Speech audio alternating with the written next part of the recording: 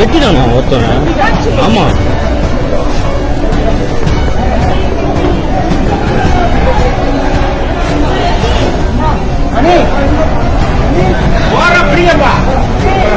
புண்ணா இப்ப புண்ணா குடி குடினா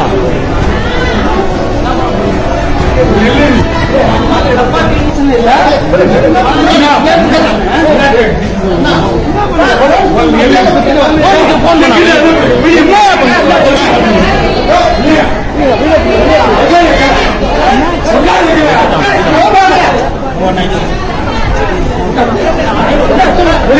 எதுக்கு குத்துறோம் இல்ல சரியா ட்ரீட்மெண்ட்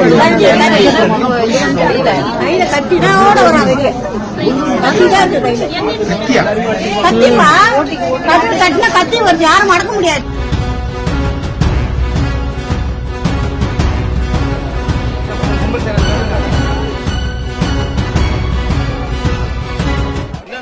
அதான் நாங்கள் ட்ரீட்மெண்ட்டுக்காண்டி வந்துட்டோம் சார். அப்புறமா திடீர்னு பார்த்தா ஒரே பரபரப்பாக இருந்துச்சு. எங்களுக்கு அடுத்த இதில் தான் அவங்கள ஏதோ குத்திருக்காங்க. ஓடிவாங்கன்னு எதுக்குன்னு எங்களுக்கு தெரியாது. இப்போ எல்லாருமே நாங்கள் இருந்தாலும் அந்த சைடு பார்க்க போனால் அங்கே ஒரு டாக்டரை குத்திருக்காங்க அப்படின்னு. ஆனால் குத்துனா அந்த குத்துனவங்க கையில் கத்தி இருக்கனால யாரையும் போய் பார்க்க அவங்க ஒன்றும் பிடிக்க முடியல. எல்லாரும் ஒதுங்கி நிற்கிறாங்க. அந்த பையன் நல்லா தான் இருக்கிறான். அந்த மாதிரி எந்த பாதிப்பில் பண்ணான்னு தெரியாது. ஆனால் 2 பேர் மேலே நல்லா விசாரிச்சு தான் இதில் முடிவு எடுக்கணும். டாக்டர் என்ன பண்ணாங்க, இவங்க பேசி இந்த குத்துனவங்க என்ன பண்ணாங்கன்னு நல்லா தெரியாது.